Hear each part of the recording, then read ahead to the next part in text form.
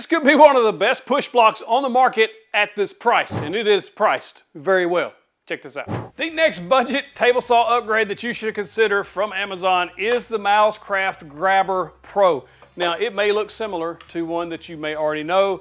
I love the MicroJig gripper. I've used one for years. And recently at a trade show, I talked to some Milescraft guys and they said, hey, have you tried the GrabberPro? And I said, no. And they said, let us send you one. Check it out, see what you think. Listen, y'all, out of the box, there's no setup to be done. Now, on the gripper, you usually have to assemble it. Not a big deal, but it's just one of the extra steps. This one, all you literally have to do is flip around this little foot that drops down and you're good to go. Now, this one has a few things going for it that the gripper does not. First, I think the pad on the bottom, which a lot of people have told me that the gripper doesn't grip as well as they would like it to on their products. I've never had that issue, but some people do. This is much more grippy. It is noticeably more grippy on the bottom, and two of the legs underneath do adjust side to side where the gripper only does one. What's cool about this, it comes with basically 4 different legs or feet or whatever you want to call them. They call them legs. These long pieces on the bottom. So we have a 1/2 inch and a 1 inch that will move, and then there's a stationary leg on the left side. And you get both a 1/4 inch and they include an 1/8 inch leg that you can easily swap out with 2 screws. Where that's going to shine is if you're cutting very thin strips. And I like the fact that we do have that option there to swap that out, and it's easy. Another thing that's included with this is also this drop down leg on the back, or a pusher block, or whatever you want to call it.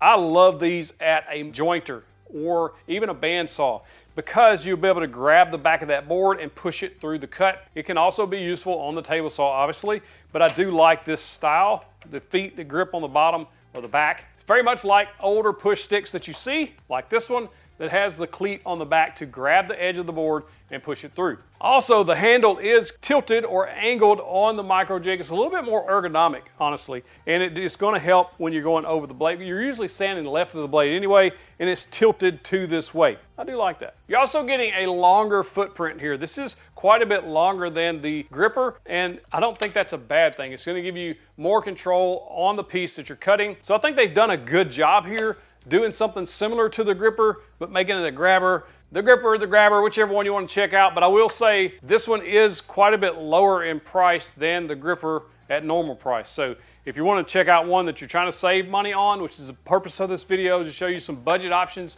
to upgrade your table saw to make you safer, this might be a good option for you. I'll link it in the description and pinned comment. There are a few features here that I do like better than the gripper, and I love the gripper. This cleat on the back is probably one of my favorite features, and I even let it kind of sacrificial into the blade on purpose so that I could push that thin strip all the way through. And I like the fact that I can do that, and I'm pretty sure I can order a replacement for that. If I can, I'll pop up yes here on the screen. I'm almost certain you can. And so if you use these for like thin strips a lot, then that might be useful for you. I also like the fact that I can move all of the legs to one side and get them out of the way. So if I am using something like a thin rip jig, then I don't have to worry about it getting caught up. And just the benefits of dropping this leg down on the side to give you more stability depending on the thickness of what material you're cutting, whether that's a 2x, 1x, whatever, it adjusts that, it just gives you a lot of stability. And the handle on here, I do like quite a bit better than the gripper handle. It's just more conformed to the fingers, there's grooves there, it's a little softer,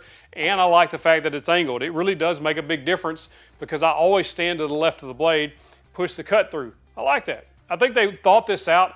When I first saw this, to be perfectly honest, one of the reasons I haven't used one or got one for the channel, I thought, man, this is just a dupe, a knockoff, but it's different.